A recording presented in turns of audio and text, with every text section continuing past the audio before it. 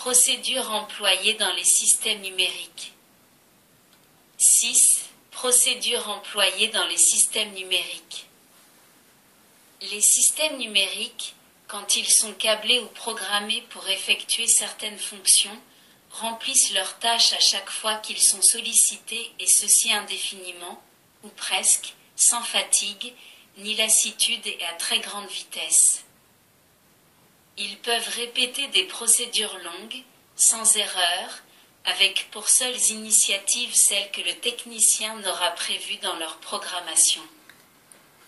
Ces systèmes sont donc disciplinés mais sans imagination, ce qui implique que la marche à suivre leur sera indiquée avec ordre et méthode, chaque étape devra leur être dictée et décortiquée. Il apparaît que le technicien doit avoir une parfaite connaissance du problème que sa machine devra traiter seule par la suite. Dans le cas qui nous intéresse pour l'instant, il serait souhaitable de trouver une procédure universelle pour la réalisation de ces opérations et en fonction de l'opérateur, désignation de l'opération, certaines étapes pourraient être rendues transparentes. Si cette solution peut paraître longue, nous savons que cela ne présente pas vraiment un gros inconvénient, compte tenu de la vitesse à laquelle ces calculs sont effectués, sauf pour des cas particuliers, calcul de balistique, où la vitesse de calcul est primordiale. Le registre. Avant d'approcher ces méthodes, il faut encore préciser quelques points. À ce sujet, nous allons empiéter sur la suite, en parlant de registre. Lorsque l'on désire effectuer une opération dont le résultat ne peut être trouvé mentalement, on prend une feuille de papier et l'on y inscrit les nombres, on pose l'opération. Si l'on est appelé à une autre tâche urgente à ce moment-là, celle-ci achevée, nous revenons auprès de notre feuille de papier sur laquelle nous retrouvons les nombres précédemment enregistrés. Il y a mémorisation des informations. Si nous entrons des informations dans une machine numérique, à l'aide d'un clavier, avant d'effectuer des transformations sur ces informations, il faut les stocker, les mettre en mémoire. Dans ces machines, ces mémoires sont des registres. Étymologiquement, un registre est un livre dans lequel on consigne des faits ou actes dont on veut garder le souvenir. L'information élémentaire en binaire est le bit binary, digit égale chiffre binaire. Cette information est soit 0, soit 1, ce qui, en logique positive, se traduit par l'absence ou la présence d'une tension. En conséquence, la cellule élémentaire d'un registre doit être capable de garder en mémoire de façon définitive, si aucune action extérieure n'intervient, soit une absence de tension, niveau 0, soit la présence d'une tension, définie comme étant égale au niveau 1. En fait, elle mémorise la valeur numérique du bit. Nous savons que les nombres décimaux, langage de l'être humain, lorsqu'ils sont exprimés en binaire, langage de la machine utilise un plus grand nombre de poids et par conséquent, leur écriture est plus longue.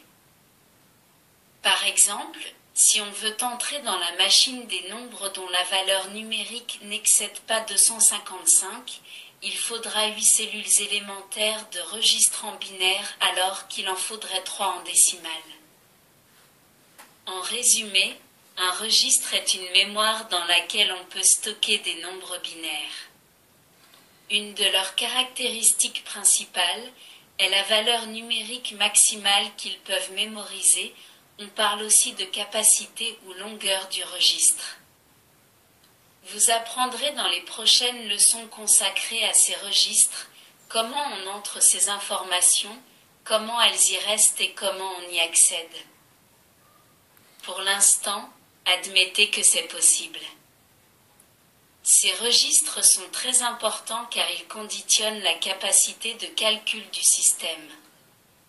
Imaginons que notre feuille de papier ne soit pas assez grande pour y inscrire des nombres de plus de 3 chiffres, on comprend que les calculs seront vite limités. 6.1. Les nombres signés. D'autre part, nous savons qu'un nombre est caractérisé par sa valeur numérique absolue et par son signe. Il faut donc trouver une méthode qui permette de lier un signe à la valeur numérique binaire. Nous allons décrire maintenant les méthodes envisagées. La première consiste à mettre devant la valeur absolue du nombre un bit de signe. Pour un nombre positif, le bit de signe est 0. Si au contraire il est négatif, le bit de signe est 1. Exemple. Le nombre plus 43, selon la représentation binaire signée se note. Le nombre moins 43 se note. Dans le cas d'un système numérique, par exemple une calculatrice de poche, la longueur des registres est définie et immuable. S'ils sont constitués de 8 cellules, la représentation de ces nombres est la suivante. Cette méthode tend à être abandonnée au profit de celle du complément à 2 que nous décrivons plus loin. La seconde méthode qui fut employée n'utilise pas le bit de signe de la même manière. Les nombres positifs sont représentés avec un 0 au chiffre le plus significatif. Les nombres négatifs sont représentés par le complément à 1 du nombre positif correspondant. Le complément intervient sur le bit de signe, on retrouve, par conséquent, un 0 pour un nombre positif et un 1 pour les nombres négatifs au chiffre le plus significatif. Un exemple est donné figure 27. Ce système est aussi abandonné car il présente un inconvénient de taille, la double expression du 0. En effet, si l'on décompte des valeurs positives vers 0, celui-ci aura pour expression 0. Si l'on décompte des valeurs négatives vers 0, celui-ci aura pour expression 1. La figure 28 le démontre clairement. Cette méthode crée une ambiguïté dont les systèmes numériques ne peuvent s'accommoder sans l'utilisation de subterfuges. La troisième méthode, qui se généralise, est fondée sur le complément à 2, voir chapitre 4. 3.4 sur le complément à 2. Elle consiste, pour les nombres positifs en leur représentation en binaire pure précédée d'un 0. Leurs opposés, en valeur négative, sont représentés par le complément à 2. La complémentation intervient aussi sur le bit de signe et les nombres négatifs sont précédés d'un 1. Exemple. Le nombre plus 10 est représenté par 01010. Le nombre moins 10 est représenté par 10110. Comme le montre la figure 29. Cette représentation des nombres binaires négatifs, par le complément à 2, ne pose pas l'ambiguïté de la double expression du 0 et nous servira dans la procédure d'obtention du résultat pour les opérations effectuées par la machine. L'utilisation des nombres relatifs impose une diminution de la capacité des registres, puisqu'une cellule sera réservée aux signes. La figure 30 représente quelques-uns des nombres relatifs entre plus 127 et moins 128, utilisés dans les machines numériques dont les registres comportent 8 cellules élémentaires, donc capables de stocker des mots de 8 bits, appelés octets. Il est nécessaire lors des discussions de préciser la méthode utilisée pour la représentation des nombres négatifs, ceci est évident. De même, il ne faudra pas oublier de faire précéder d'un 0 tous les nombres positifs. Ces deux points sont très importants. 6.2. Précision multiple. Nous avons parlé de mots de 8 bits ou octets. Dans les systèmes numériques, un mot, quel que soit le nombre de bits, peut prendre l'appellation de byte, terme anglo-saxon. Nous venons de voir qu'avec un octet, il était possible de représenter 256 valeurs, plus 127 à moins 128 y compris 0. Il est évident que pour la majorité des calculs, c'est très insuffisant. Il faut donc avoir recours à un artifice. On peut étendre le nombre de cellules des registres, mais cela conduit à certains problèmes au niveau des circuits intégrés. On peut aussi utiliser plusieurs fois 8 bits. Par exemple, si les nombres sont codés sur 2 octets, on peut représenter 65 536 valeurs numériques, ce qui représente les nombres relatifs de plus 32 767 à moins 32 768 en passant par 0. Le nombre ainsi représenté se compose de 2 fois 8 bits.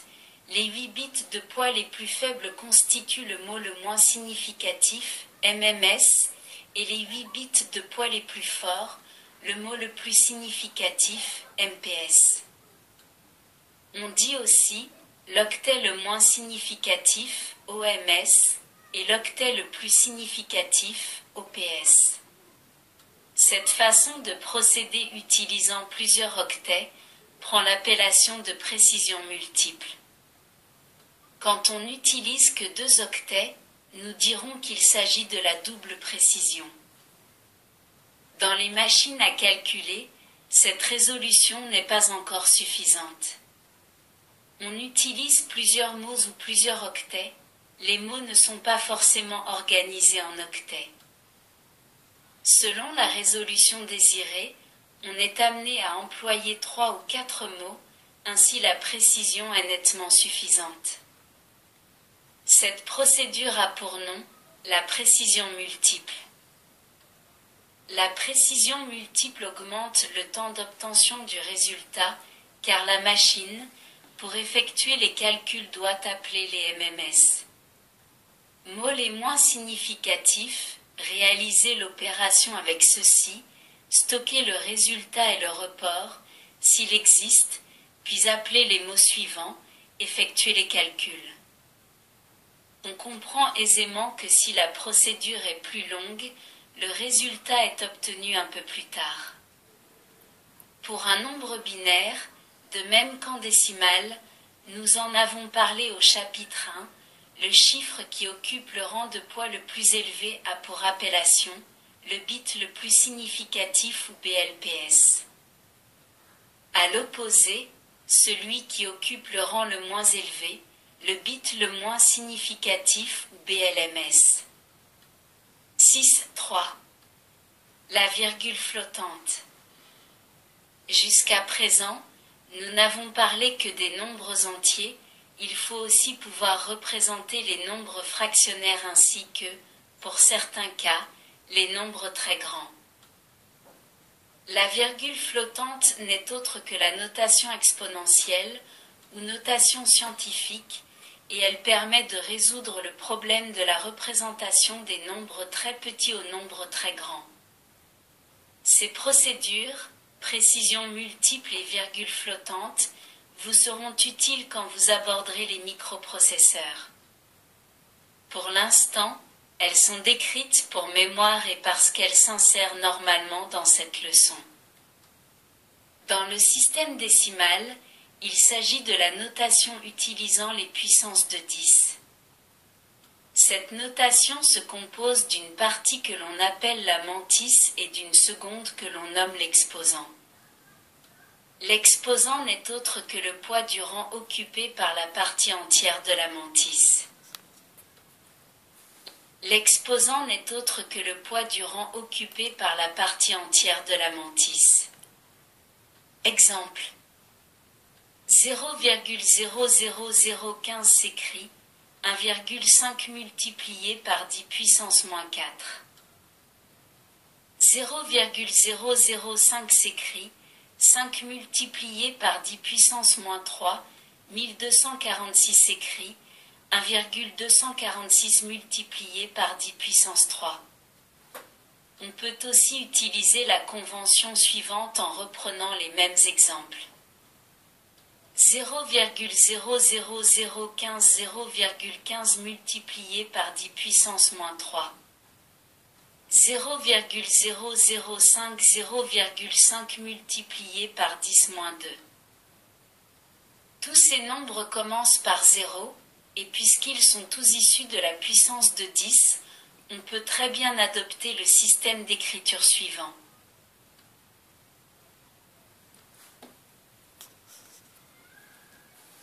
0,15 multiplié par 10 puissance moins 3, plus 15, moins 3. 0,5 multiplié par 10 puissance moins 2, plus 5, moins 2. 0,1246 multiplié par 10 puissance 4, plus 1246, plus 4. La mantis M est toujours inférieure à 1 et égale ou supérieure à 0,1. 0,1 inférieur ou égal à M, inférieur à 1. Dans les systèmes numériques et en particulier avec les microprocesseurs, il ne s'agit plus de la puissance de 10, mais de la puissance de 2, puisque nous travaillons en binaire. Dans ces systèmes utilisant des mots de 8 bits ou octets, on peut conserver cette forme d'écriture en affectant un mot pour la mantis et un mot pour l'exposant. Dans l'exemple numérique, on s'aperçoit qu'avec un octet, on ne pourra représenter la valeur numérique 1246, surtout si on utilise la méthode du complément à 2 pour les valeurs négatives, car il ne reste alors que 7 bits pour exprimer cette valeur numérique. En utilisant la précision multiple, c'est-à-dire en travaillant sur plusieurs octets, cela devient possible. Si par exemple on utilise 3 octets pour la mantis et son signe, et un octet pour l'exposant et son signe, on peut représenter les nombres relatifs dans les limites suivantes. Plus 2 puissance 23 moins 1, multiplié par 2 puissance 127, à moins 2 puissance 23, multiplié par 2 puissance 127, soit en décimale. Plus ou moins 0,142 multiplié par 10 puissance 46, plus ou moins 142 suivi de 43 zéros. Les valeurs aussi petites que plus ou moins 1, multipliées par 2 puissance moins 127 peuvent être représentées, soit en décimale.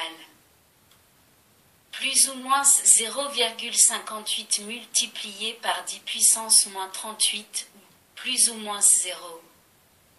38 zéros. 58.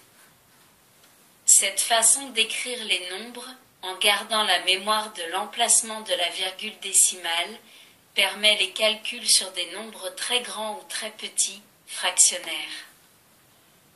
Pour résumer, dans les systèmes numériques destinés au calcul, on utilise pour la représentation des nombres relatifs, le complément à 2 pour les nombres négatifs, la précision multiple et la notation exponentielle ou virgule flottante.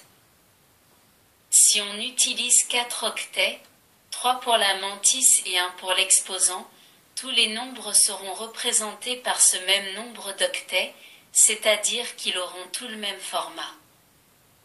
Soit, pour l'exposant 7 bits 127, décimale, plus le signe, plus ou moins 127, donc 2 plus ou moins 127. Pour la mantis 23 bits plus 1 pour le signe, ce qui correspond à plus ou moins 2 puissance 23. Les opérations, en virgule flottante, sont soumises à une procédure spéciale. La multiplication ne pose pas de difficulté, On multiplie les mantis entre elles et on additionne les exposants. L'addition nécessite une opération de recalage qui consiste à rendre les exposants égaux en valeur absolue, ce qui est impératif dans ce cas, car on ne doit additionner que des nombres de même poids. Nous n'entrerons pas plus dans ces détails et sachez qu'il existe des circuits intégrés spécialement conçus pour les opérations en virgule flottante. Merci de votre écoute. À bientôt.